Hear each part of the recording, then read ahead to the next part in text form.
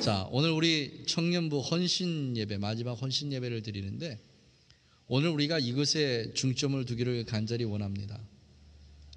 우리가 하나님의 사람으로 변화를 받았습니다.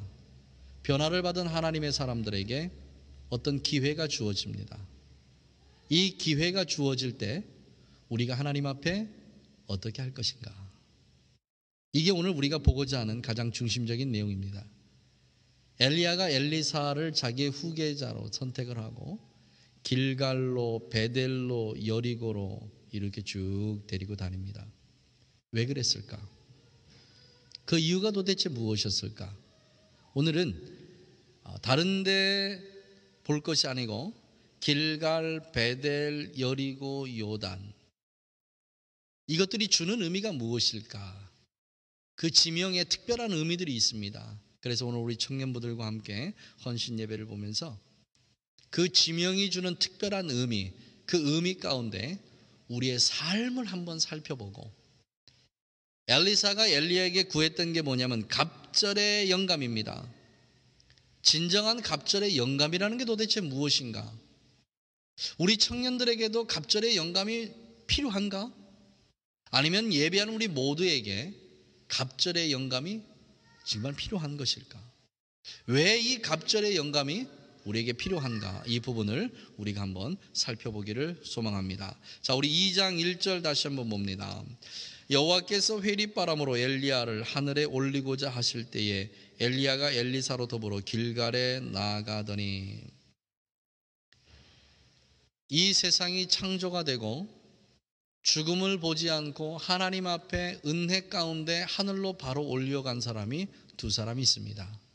전부 다 구약의 사람들입니다. 한 사람은 우리가 너무 잘 아는 에녹이라는 사람입니다. 에녹이 하나님과 함께 동행하며 하나님께서 그를 데려가시니라 라고 그렇게 성경은 기록합니다. 그리고 또 다른 한 사람, 오늘 여기에 나와 있는 엘리야라는 선지자입니다. 그가 이 땅에서 죽음을 보지 않고 하나님의 은혜 가운데 그대로 하늘로 올리움을 당했습니다. 근데 엘리야가 하늘로 올라가기 전에 엘리사를 그의 후계자로 선택을 하고 제일 처음에 데려간 동네가 어디냐면 길갈이라는 곳입니다. 길갈이 어디냐면 이스라엘 백성들이 애굽 땅에 나와서 하나님께서 이스라엘 백성이 애굽 땅에서 그렇게 수치와 치욕과 모멸과 종과 노예로 살았던 이스라엘의 전체의 모든 수치를 다 굴러가게 하셨다. 이게 길갈의 의미입니다. 하나님께서 종되었던 땅 애굽에서 이스라엘 백성들을 꺼내 오시면서 그냥 이스라엘 백성들을 출애굽시키신 것이 아니고 그들의 마음속에 가지고 있었던 수치감, 모멸감, 이 모든 것들을 한순간에 다 제하여 버리셨고 오늘 이 시간부터는 새로운 삶을 살아가기 위해서 새로운 출발을 시작을 한다라고 선언했던 땅이 바로 이 길갈이라는 땅입니다. 엘리야가 엘리사를 왜 이 길갈 땅으로 데려갔을까? 이유는 간단합니다. 길갈의 의미가 무엇인지를 정확하게 엘리사가 다시 한번 인지하기를 원했습니다. 그런데 이 길갈 땅이 엘리야와 엘리사가 지날 때 이 길갈 땅이 어떻게 변해버렸냐? 여로보암 왕이 이스라엘의 왕이 된 이후로 이 길갈은 이스라엘의 하나님 대신 우상을 섬기는 산당이 세워지고 하나님 대신에 자기들의 눈에 보여지는 우상을 세웠던 곳이 바로 이 길갈입니다. 하나님은 이스라엘에게 그들이 지금까지 애굽에서 섬겼던 모든 신이 다 헛것이고 오직 하나님 한 분만이 유일한 하나님이신 것을 그들에게 얘기해 주시고, 그리고 이 길갈 땅에 와서 하나님의 능력과 권능으로 말미암아 애굽 땅에서 겪었던 모든 수치를 다 잊게 하시고 새로운 새 출발을 약속하셨던 땅이 길갈 땅인데, 여로보암 왕은 이 길갈 땅의 의미를 다 희석시켜버리고 오히려 애굽 땅에서 당했던 수치와 모멸과 핍박과 환난을 다시 이스라엘 땅으로 가지고 들어올 수 있는 그 길을 열었던 것이 바로 여로보암 왕입니다. 엘리사야, 기억해라. 하나님께서 이스라엘을 회복시켜 주셨으나 이스라엘은 다시 그 회복을 수치로 변해버린 이 땅이 바로 어떤 땅이냐? 바로 이 길갈 땅이라는 겁니다. 앞으로 내가 사역해야 될 땅이 어떤 땅이냐? 바로 이 땅이라는 겁니다. 하나님은 모든 모멸과 수치를 다 물리쳐 주셨지만 그 인간이 다시 모멸과 수치를 이 땅에 불러들이고, 그리고 그 하나님에게 하나님 어찌하여 우리를 이렇게 버리십니까? 이 땅이 어찌하여 이렇게 황폐하게 됐습니까? 어찌 우리가 하나님을 하나님으로 섬기는데 우리에게 고난이 있고 어려움이 있고 힘듦이 있단 말입니까? 이 땅이 바로 길갈 땅입니다. 오늘 이 자리에 예배하는 사랑하는 우리 청년부 여러분, 그리고 우리 가족 여러분, 하나님께서는 여러분을 죽음으로부터 새로운 생명의 길로 이끌어 주셨습니다. 세상에 살아갈 때 수치와 모멸과 경멸과 세상 사람부터 손가락질 당해야 되는 이러한 삶을 우리는 살고 있었으나 우리의 삶 자체를 이해하지 못하고 살았던 것이 우리의 과거의 삶이었습니다. 그 삶에서 하나님께서 새로운 생명의 길로 우리를 이끌어 주셨는데, 우리는 새로운 생명의 길에 와 있음에도 불구하고 노예의 삶에서 하나님께서 우리를 일반인의 삶으로, 이제는 자유자의 삶으로 우리를 이렇게 옮겨주셨는데도 불구하고 광야에 40년을 살아갔던 이스라엘 백성들처럼 시간이 있고 때가 있고 조금의 어떤 노력만 주어진다면 과거를 회상하면서 우리가 저 애굽 땅에 있을 때가 더 좋았노라고, 우리의 삶이 조금만 어렵고 힘들어지면 내가 애굽 땅에서 고기를 먹고 있던 그때가 더 좋았노라고, 그리고 우리 삶이 조금만 힘들어지고 피폐해지면 그래도 그 애굽 땅에 살았을 때는 무언가 좀 더 나았다고 그렇게 얘기하는 것이 바로 21세기를 살아가는 우리의 삶은 아닌지, 이것을 돌아봐야 될 때가 바로 오늘이 아닌가 싶습니다. 하나님은 우리에게 더 나은 길, 더 복된 길, 더 좋은 길을 주셨음에도 불구하고 우리는 우리의 과거를 자꾸 돌아보면서 그때가 더 나았다고, 그때가 더 좋았다고 생각하는 이 땅이 바로 길갈 땅이라는 사실입니다. 사랑하시는 우리 청년 여러분, 이제는 과거의 삶에서 완전하게 벗어나시길 원합니다. 우리가 동경하는 그곳은 죽음의 땅입니다. 우리가 바라보는 그 땅은 바로 죽음의 땅입니다. 어느 날 하나님께서 아브라함의 마음을 아시고 아브라함에게 은혜를 베푸셨습니다. 텐트에서 나와서 바로 자기 조카 롯을 불렀습니다. 그리고 롯에게 얘기합니다. 너와 내가 함께 거하기가 이 땅이 좁으니 너는 좋은 것을 선택하라. 내가 좌하면 나는 우할 것이요, 내가 동하면 나는 서할 것이요, 내가 남하면 나는 북을 할 것이니 염려하지 말고 내가 좋은 곳을 택하라. 이때 롯이 신앙의 눈으로 땅을 바라보지 아니하고, 성경은 그대로 기록합니다. 롯이 보기에 좋은 곳, 아름다운 곳, 그래서 저 먼 곳을 쳐다보니까 소돔과 고모라 땅이 너무너무 아름답게 보였습니다. 화려한 불꽃이 있는 저 땅, 인간이 할 수 있는 모든 쾌락이 주어질 수 있는 저 땅, 내가 노력만 하면 모든 것을 얻을 수 있는 저 땅, 내가 저 땅으로 가겠다고 그 땅을 선택했던 게 바로 롯이었습니다. 이 땅이 바로 길갈입니다. 우리 청년들이 보기에 좋아 보이는 땅, 우리 청년들이 보기에 저곳에는 좋은 곳이 있는 곳, 뭔가 기쁨이 있는 곳, 뭔가 행복이 주어진 곳, 뭔가 소망이 있을 것 같은 그 땅에 바로 롯이 바라봤던 바로 죽음의 땅이었던 것을 여러분 기억하시기를 간절히 원합니다. 오늘 이 시간 여러분이 보기에 좋은 땅이 아닌 하나님께서 보시기에 좋은 땅을 선택할 수 있는 그런 귀한 믿음의 청년들이 되시기를 간절히 소망합니다. 이것이 살 길입니다. 이것이 살 길이고 이것이 여러분을 온전하게 보장해 주는 길입니다. 롯이 그 소돔과 고모라 땅에 들어갈 때는 어마어마한 재산을 가지고 들어갔으나 그 소돔과 고모라 땅을 나올 때는 홀홀 단신으로 나왔다는 것 여러분 꼭 기억하시고, 오직 하나님의 능력이 있는 곳, 하나님의 은혜가 있는 그 땅이, 오늘 여러분이 예배하는 이 땅이 바로 생명의 땅이요, 소망의 땅이요, 희망의 땅이요, 비전의 땅인 것을 꼭 기억하시기를 주님으로 간절히 축원합니다. 두 번째, 엘리야가 엘리사를 데리고 간 땅이 어디냐면 바로 베델입니다. 우리가 다 알듯이 이 베델이라는 이 곳은 떡집이라는 뜻입니다. 너무나 풍성한 곳입니다. 그러나 베델이 처음에 베델이 아니었습니다. 야곱이 형 예서를 속이고 자기 아버지를 속이고 아버지의 돌아가실 날이 가까워지자 형 예서가 하는 말을 들었습니다.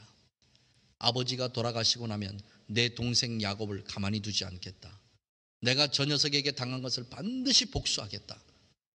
자기의 죽음입니다.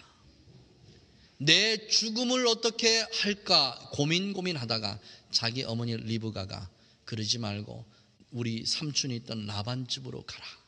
그래서 도망가는 길이 바로 이 길입니다. 어느 날 도망가다가 너무 지쳐서 아무 곳이나 그냥 누워서 벽에를 돌로 삼고 잠을 자는데 그 자리에 하나님의 영광이 드러났습니다.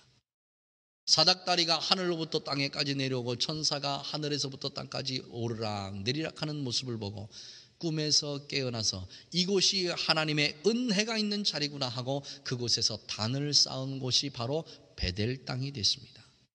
그런데 이 베델 땅의 떡집이라는 의미와 다른 의미가 뭐냐? 바로 저마다의 소원이 하나님께 상달된다는 것이 바로 이 베델 땅입니다. 이 베델 땅으로 엘리야가 엘리사를 데리고 갔습니다. 정말 그럴까요? 정말 이 땅은 우리가 하나님 앞에 구하는 모든 구하는 것을 하나님께서 다 들어주시고 그 약속을 지켜주시는 땅이 바로 베델 땅이었을까요? 하나님께서 우리가 구하는 것 전부 다 들어주신다고 여러분 확신하고 기도하고 계십니까? 이것이 정말 베델 땅인가요? 그 땅의 의미는 그런 의미였지만 실질적인 베델의 그 땅은 결코 그렇지 못했습니다. 자, 우리 성경 다시 봅니다. 23절 보겠습니다.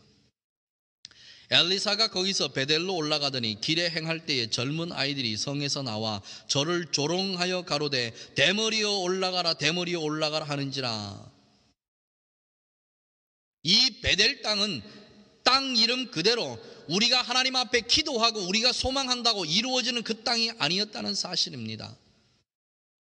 다른 사람의 잘못을 보고 다른 사람의 연약함을 보고 서로 비난하고 비방하고 했던 땅이 바로 이 베델 땅이었다는 사실을 우리가 금방 기억할 수 있습니다. 이 성경을 보니까 그렇게 있습니다. 젊은 아이들이 성에서 이렇게 기록합니다. 여러분, 젊은 아이들이란 이 단어는 의식이 있는 사람들입니다. 뭔가 생각할 수 있는 사람들입니다. 이 의식 있고 생각할 수 있는 사람이 엘리사가 그 길을 지나가는데 엘리사가 보기 흉하게도 앞머리가 이렇게까지는 대머리입니다. 대머리란 그 사람이 가장 감추고 싶은 수치입니다. 머리가 많이 벗겨진 사람들에게 아이고 대머리십니다 그러면 얼마나 싫어하는지 몰라요. 정말 싫어합니다. 이 베델 땅은 저마다의 소원이 하나님 앞에 상달되도록 기도하는 땅입니다. 여러분, 그 기도가 상대방을 비난하거나 상대방의 수치를 자극하거나 상대방이 안 돼야 내가 잘 되는 이런 땅이 되어버리고 만 땅이 바로 이 베델 땅입니다. 오늘 이 자리에 앉아있는 우리 젊은 청년들이 하나님 앞에 기도하는 기도가 무엇입니까?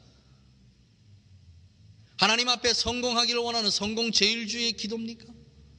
여러분이 원하는 바 무엇을 이루기 위해서 하나님을 알라딘의 마술 램프 속에 갇혀있는 그러한 작은 하나의 존재로 생각하고 하나님을 여러분 마음대로 휘둘러서 여러분의 소원을 이루기 위한 하나의 수단으로 하나님을 사용하고 계시지는 않습니까? 오늘 이 자리에 있는 여러분, 여러분의 기도의 제목들을 한번 둘러봤으면 좋겠습니다. 내가 하나님 앞에 무엇을 기도하고 있는가? 내가 하나님 앞에 무엇을 기도하고 있는가? 성경은 우리에게 밝히 말씀하십니다. 하나님의 또 다른 영이신 보혜사 성령께서 우리 옆에 계시면서 우리가 하나님 앞에 기도해야 할 바를 알지 못하고 우리의 정욕대로 그렇게 기도할 때에 성령은 탄식하신다고 성경은 그렇게 기록합니다. 사랑하신 우리 젊은 청년 여러분, 여러분의 그 기도가 성령을 탄식하게 하시는 그런 기도인지 아니면 그 기도가 정말 하나님의 은혜 가운데 하나님 앞에 올려져야 될 온전한 기도를 여러분은 하나님 앞에 기도하고 있는지 이것을 한번 살펴보아야 될 줄 믿습니다. 오늘 21세기 진정한 젊은이들에게 원하는 하나님의 온전한 기도가 어떤 기도입니까? 바로 다니엘의 기도입니다. 다니엘을 싫어하고 미워하는 사람들이 함께 모여서 다니엘을 죽일 구상을 합니다. 그리고 그들이 그렇게 결정합니다. 우리의 왕 대신에 그 누구에게도 기도하는 자들은 왕에 대한 반역으로 생각하고 이 사람을 사자 굴 속에 넣어 죽게 하소서. 그런데 다니엘서에는 이렇게 기록합니다. 다니엘이 이 조서에 기록된 것을 알고도라고 그렇게 기록합니다. 이 알고도라는 이 단어는 원래 의미가 이렇습니다. 자기의 목숨을 담보로 하고, 이게 알고도의 원래의 뜻입니다. 다니엘은 조서에 그렇게 기록되어진 것을 자기의 목숨을 담보로 하고 내 목숨을 내어놓고 하나님 앞에 기도하는 것을 멈추지 않았다라고 하는 기록이 바로 그 기록입니다. 다니엘은 무엇을 기도했습니까? 이국 땅에 바벨론의 포로로 잡혀와서 내가 이 땅에 살아가면서 지금 내가 높은 지위에 있으니까 이 지위가 흔들리면 안 되니까, 이 지위에서 내가 떨어지면 안 되니까 하나님 내 이 자리를 지켜주시옵소서, 이렇게 기도했던가요? 하나님 지금 내 많은 정적들이 보이지 아니하십니까? 저 정적들을 하루아침에 다 병이 들어서 아니면 어떤 형태든지 내 정적들을 다 죽여주십시오, 이렇게 기도했던가요? 그렇지 않았습니다. 다니엘은 그 죽음을 눈앞에 둔 그 순간에도 하나님께서 원하시는 기도가 무엇인지, 오늘 지금 이 시간 내가 하나님 앞에 기도해야 될 온전한 내용이 무엇인지 그 기도를 드렸던 게 바로 다니엘이었습니다. 이 시간 우리 청년들에게 제가 한 가지 꼭 부탁드립니다. 나라와 민족을 위해서 기도하는 기도를 쉬지 마십시오. 다니엘은 적국의 포로로 잡혀간 그 상황에서도 그 나라와 그 민족의 해방을 위해서 기도했던 게 바로 다니엘이었습니다. 내 자리가 중요한 게 아니었습니다. 내 지위나 내 명성이 중요한 게 아니었습니다. 다니엘의 기도는 나라와 민족을 위한 기도입니다. 하나님, 바벨론의 포로로 잡혀있는 우리 민족을 불쌍히 여기시고 이 민족 다시 이스라엘로 다시 돌아가게 하시되, 이 민족이 하나님의 은혜 가운데 다시 하나님을 바로 섬기는 민족이 되게 하시기를 간절히 소망합니다. 다니엘은 자기의 목숨을 담보로 하고 나라와 민족을 위해서 기도했던 게 바로 다니엘이었습니다. 우리 청년 여러분, 여러분의 기도 속에 나라와 민족을 위해서 기도하는 그 기도가 얼마나 됩니까? 나라와 민족을 진정으로 아끼고 우리 조국을 사랑하는 마음으로 하나님에게 은혜와 은총을 구하는 마음으로 나라와 민족을 위해서 기도하는 여러분의 기도는 얼마나 됩니까? 오늘 이 시간 베델의 그 큰 의미를 우리가 꼭 깨닫기를 소망합니다. 다니엘이 하나님 앞에서 나라와 민족을 위해서 그렇게 기도했듯이 우리 젊은이들도 나라와 민족을 진정으로 사랑하는 마음으로 그렇게 하나님 앞에 기도하는 우리 젊은이 되시기를 예수님의 이름으로 간절히 축원합니다. 기도는 우리의 소망을 이루기 위한, 우리의 정욕을 이루기 위한 게 아닙니다. 하나님의 뜻이 이 땅에 이루어지기를 기도하는 것이 우리의 기도가 되어야 될 줄 믿습니다. 오늘 우리 조국 대한민국에 하나님께서 원하시는 것이 무엇일까요? 경제적으로 발전하는 걸 원하시겠습니까? 교회의 숫자가 많아지는 걸 원하시겠습니까? 아니겠지요. 하나님의 사람들이 하나님의 말씀을 가지고 그 땅에서 하나님의 뜻대로 살아가며 핍박받고 고난받는 이것을 하나님께서 원하지 않겠습니까? 우리 조국에서 그렇게 살아가는 하나님의 귀한 자녀들을 위해서 이곳에서 우리가 함께 기도하고 함께 노력하는 그런 귀한 은혜가 오늘 예배하는 우리 모든 청년들에게 함께 임하시고 우리 가족들에게도 임하시기를 예수님의 이름으로 간절히 축원합니다. 그 다음에 세 번째로 엘리야가 엘리사를 데리고 간 것이 어디냐? 바로 여리고입니다. 이 여리고의 본래의 의미가 향기라는 의미가 있고 좋다, 너무너무 아름답다, 이 의미가 있는 곳이 바로 여리고입니다. 그런데 여리고가 진정 그런 여리고였을까요? 여리고가 향기가 나고 아름다운 땅이고 복된 땅이었을까요? 성경은 그 뒤에 바로 이것을 이렇게 기록합니다. 19절 보겠습니다.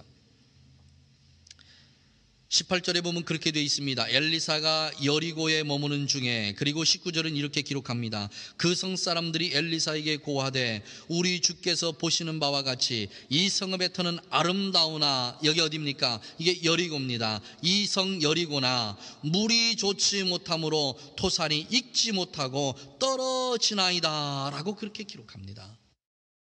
이 땅이 어디 땅입니까? 바로 여리고 땅입니다.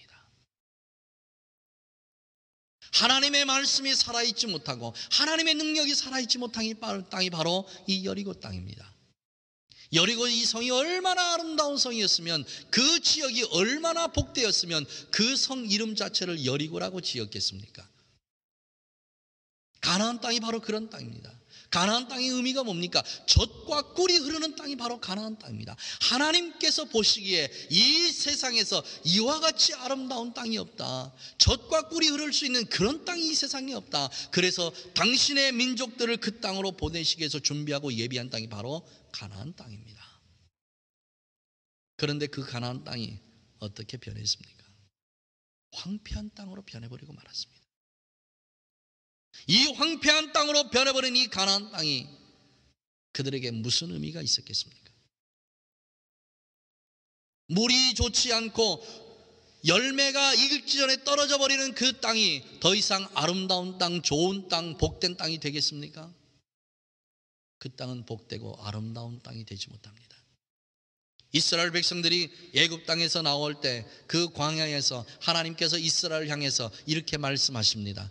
가나안 입성을 바로 앞둔 이스라엘 백성들에게 이렇게 말씀하십니다. 신명기 8장 9장에 이렇게 말씀하십니다. 뭐라고요? 이 백성이 가나안 땅에 들어가서 배불리 먹고 잘 살게 되었을 때 이는 내 힘으로, 내 능력으로 내가 이렇게 살 수 있다 말할까 내가 심히 두렵다. 우리 청년 여러분, 여러분의 힘으로, 여러분의 능력으로 오늘 이 자리까지 온 것 아닙니다. 여러분이 힘쓰고 여러분이 애쓰고 여러분이 노력해서 오늘 내가 이 자리에 있는 것 아닙니다. 오늘 우리가 이 자리에 있을 수 있는 것은 오직 한 가지, 하나님의 절대적인 은혜가 아니면 우리는 이곳에 올 수도 없고, 이곳에서 함께 한 자녀가 되어서, 한 가족이 되어서 하나님 앞에 예배할 수 없습니다. 전적인 하나님의 은혜일 뿐입니다. 여러분, 하나님의 은혜에 정말 감사하십니까? 여러분, 하나님의 우리에게 베풀어진 은총에 대해서 정말 감사하십니까? 우리의 환경이 좀 나아지면 고맙고 감사하지만, 내 환경이 조금만 내가 원하는 대로 이루어지지 않거나 내가 계획한 대로 무엇이 가지 않으면 우리는 금방 이렇게 얘기합니다. 하나님 왜 이러십니까? 사랑하신 우리 가족 여러분, 하나님께서 우리에게 주신 곳은 향기나는 곳입니다. 하나님께서 우리에게 주신 것은 좋은 땅입니다. 아름다운 땅입니다. 이 땅을 변화시킨 것은 우리 자신들입니다. 그 좋았던 에덴 동산에서 아담과 하와가 얼마나 행복했는지 모릅니다. 에덴이라는 뜻이 그 뜻입니다. 행복이라는 뜻입니다. 에덴은 기쁨입니다. 에덴은 행복입니다. 즐거움입니다. 그런데 에덴 동산에 하나님께서 큰 울타리를 쳐놓으셨습니다. 그 울타리는 순종이라는 울타리입니다. 아담과 하와가 에덴 동산에 하나님의 말씀에 순종하고 살았을 때는 그들에게 보장됐던 것이 바로 행복과 기쁨이었습니다. 이 여리고 땅이 왜 그 행복과 그 기쁨을 잃어버렸느냐? 하나님의 말씀에 벗어나서 불순종하면서부터 여리고 땅은 더 이상 좋은 땅이 아니고 행복의 땅이 될 수 없었습니다. 우리 청년 여러분, 명심하고 기억하십시오. 돈이 우리에게 행복을 가져다 주지 못합니다. 출세가 우리에게 기쁨을 주지 못합니다. 오직 우리에게 기쁨과 행복을 줄 수 있는 것은 하나님의 말씀 안에 거할 때뿐인 것을 여러분 꼭 명심하시기를 원합니다. 세상 사람들은 이것을 부정해도, 세상 사람들은 이것을 인정하지 않아도 여러분은 인정해야 합니다. 세상 사람들은 이것을 거부해도 여러분 이것을 받아들여야만 합니다. 왜요? 이 안에 진정한 기쁨과 행복이 있기 때문에 그렇습니다. 예수님은 말씀하십니다. 내가 주는 기쁨은 세상이 주는 것과 다르고 내가 주는 행복은 세상이 주는 행복과 다르다고 말씀하십니다. 여러분 이것을 경험하십시오. 여러분 이것을 체험하시기를 간절히 원합니다. 이것을 몸소 체험했던 게 바로 사도 바울입니다. 사도 바울에게 보내졌던 것은 척박한 땅이었습니다. 그 척박한 땅에 들어가서 사도 바울은 늘 행복했습니다.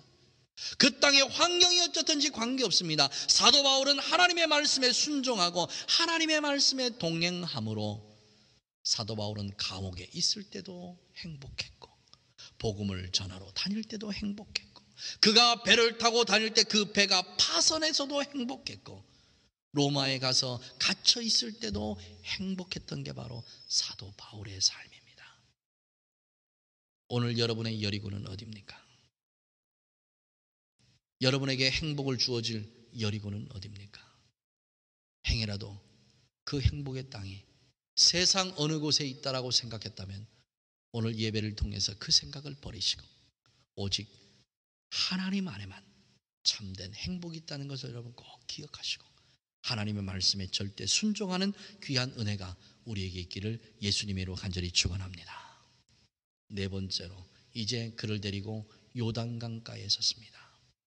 이 요단이라는 뜻은 이 땅과 저 땅의 경계다라는 뜻이 바로 요단의 뜻입니다. 이제 오늘 헌신 예배를 드리는 여러분은 이 땅과 저 땅의 경계에 서 있습니다. 시간의 경계에 서 있습니다. 결단의 경계에 서 있고 구함의 경계에 서 있고 내가 어느 땅에 머물 것인가에 대한 경계에 서 있습니다. 이 말은 오늘 드리는 이 헌신 예배가 여러분이 어떤 결정과 어떤 결단을 하냐에 따라서 여러분의 삶은 오늘부터 완전하게 바꿀 수 있는 그런 계기가 된다는 사실입니다. 길갈과 베델과 여리고 땅을 두루 거치면서 이제 마지막 결단의 순간에 앞에 섰습니다. 엘리야가 엘리사에게 이렇게 얘기합니다. 너는 구할 것을 구하라. 엘리사가 무엇을 구하겠습니까? 길갈에 가보니 그 땅도 그렇고 베델에 가보니 그 땅도 그렇고 여리고로 가보니 그 땅도 그랬습니다. 그런데 우리가 하나님의 말씀을 읽으면서 한 가지 주의해서 볼 게 뭐냐, 엘리야와 엘리사가 들린 그 땅들마다 하나님의 선지자의 생도들이 그 땅에 있었다는 사실을 여러분 꼭 기억하시기를 원합니다. 하나님의 생도들이 있는 땅임에도 불구하고 그 땅은 여전히 죽음의 땅이었고 하나님의 생도들이 있는 땅임에도 불구하고 그곳은 여전히 불신의 땅이었다는 사실입니다. 여러분이 앞으로 직면해야 할 땅이 바로 그 땅입니다. 여러분이 하나님의 말씀을 가지고 세상에 나갈 때에 세상이 다 변화되어지고 내가 가면 모든 사람이 환영하고 내가 나가면 모든 사람이 그 복음을 받아들이고 내가 나가면 그 땅이 변화될 땅이라고 생각하지 마십시오. 여러분이 직면해야 될 땅은 그 땅이 아닙니다. 할 수만 있으면 여러분을 무너뜨리고 여러분을 거꾸로 뛸 그러한 준비가 되어 있는 땅이 바로 여러분이 앞으로 직면해야 될 세상입니다. 이것을 엘리사가 너무나 잘 알고 있었습니다. 땅을 두루 살펴보니 내가 직면해야 될 땅이 어떤 땅인 걸 알고 엘리야에게 엘리사가 무엇을 구하느냐, 내게 갑절의 영감을 주기를 원합니다 라고 그렇게 구합니다. 갑절의 영감이 무엇일까요? 엘리사는 왜 엘리야에게 갑절의 영감을 구했을까요? 많은 분들이 그렇게 얘기합니다. 엘리야가 가졌던 그 능력에 그 2배를 나에게 주십시오. 천만에요. 만약 그것을 엘리사가 구하고 성경이 그렇게 엘리사에게 그렇게 갑절의 능력이 임했다라고 하면 성경은 거짓입니다. 엘리사보다는 엘리야가 행한 능력이 훨씬 더 큽니다. 엘리사는 엘리야의 능력에 갑절을 행할 수 없었습니다. 그럼 이 뜻은 무슨 뜻인가요? 바로 이 뜻입니다. 나의 스승 되신 엘리야 선생님, 내가 길갈에도 가보고 베델에도 가보고 여리고도 가봤습니다. 지금 선생님께서 나에게 무엇을 구하라고 마지막 결단을 저에게 허락하시는데 내가 구할 것은 갑절의 영감밖에는 없습니다. 내가 그 땅을 두루두루 살펴보니 내 힘으로, 내 능력으로, 내 노력으로 극복할 수 있는 것이 아닌 것을 내가 내 스스로 깨달았습니다. 내가 하나님 앞에 갑절의 영감을 구하는 것은 내가 이 땅에 살면서 그 사람들처럼 그렇게 살지 않도록 나에게 모든 어렵고 힘든 이 모든 환경을 내가 다 극복하고 하나님의 선지자로서 온전하게 살 수 있도록 나를 도와주시옵소서. 이게 갑절의 영감입니다. 능력을 구한 게 아닙니다. 눈으로 드러지 않은 어떤 기적의 영감을 구한 게 아닙니다. 엘리야는 엘리사 앞에 겸손하게 무릎 꿇고 내가 이 땅에서 온전한 하나님의 사람으로 하나님과 함께 동행하기 위해서 필요했던 것이 무엇이냐? 바로 하나님의 능력입니다. 이는 힘으로 되지 아니하고 능으로 되지 아니하고 오직 여호와의 신으로만 되느니라. 이것을 깨달았던 게 바로 엘리사였습니다. 사랑하신 우리 청년부 여러분, 여러분은 짧은 삶을 살았지만 한국의 삶도 압니다. 호주의 삶도 압니다. 또 잠깐의 세월이지만 쾌락의 삶이 무엇인지도 알고 교회의 삶이 무엇인지도 압니다. 또 여러분은 지성인들입니다. 내가 세상에 나가서 이렇게 살면 나는 얼마든지 자유함을 누릴 수 있다고 여러분 스스로 생각하시는 것이 바로 어떤 것인지도 알고 이 교회의 삶이, 말씀 안의 삶이 얼마나 답답하고 지루하고 여러분을 옥죄는 삶인지 여러분 스스로가 아마 잘 아실 것입니다. 지금 여러분은 요단에 서 있습니다. 무엇을 하나님 앞에 구하시겠습니까? 길갈로, 베델로, 여리고로 그냥 여러분 있는 모습 그대로 그렇게 내려가시겠습니까? 그래서 세상이 사는 것처럼 그렇게 함께 살다가 이 세상이 멸망할 때 그 불 가운데서 함께 죽어가는 그 죽음을 선택하시겠습니까? 아니면 엘리사처럼 시간의 경계에 있어서 내가 그 땅을 아무리 돌아봐도 하나님의 권능과 하나님의 능력이 아니면 내가 그 땅에서 하나님의 말씀을 붙잡고 살아갈 수 없게 하나님 나를 도와주시옵소서. 주의 성령이여 나를 이끌어 주시옵소서. 하나님에게 이런 갑절의 능력을 구하시겠습니까?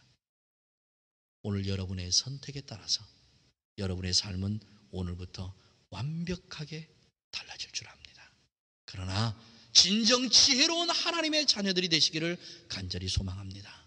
여러분에게 성령의 뜨거운 만져주심이 있어서 요단에 서 있는 여러분에게 바른 선택, 옳은 선택, 하나님께서 기뻐하시는 선택이 여러분의 있기를 다시 한번 예수님의 이름으로 간절히 축원합니다. 기도하겠습니다. 살아계신 우리 아버지 하나님, 하나님의 존귀하시고 귀한 능력의 은혜가 오늘 예배하는 주님의 귀한 청년과 우리 모두에게 임하시기를 간절히 소망합니다. 우리에게는 힘도 없고 능력도 없고 그 무엇을 이룰 수 있는 그 어떤 것도 우리에게는 있지 않습니다. 하나님, 그러기에 우리에게 필요한 것이 갑절의 능력입니다. 세상은 우리가 감당하기에 너무 힘이 듭니다. 우리의 능력으로, 우리의 지혜와 우리의 지식으로 세상을 감당할 수 없습니다. 하나님 불쌍히 여겨 주시고 엘리사에게 허락하셨던 그 갑절의 능력을 저희들에게도 꼭 허락하셔서 21세기 이 험한 세상 살아가며 말씀 안에서 길 잃지 않고 온전한 하나님의 사람으로 살아가도록 저희들을 이끌어 주시옵소서. 오늘 이 말씀을 통하 이거를 결단한 주님의 귀한 청년들과 우리 가족들에게 성령의 갑절의 능력이 임하게 하여 주시옵소서. 예수님의 이름으로 기도하옵나이다. 아멘.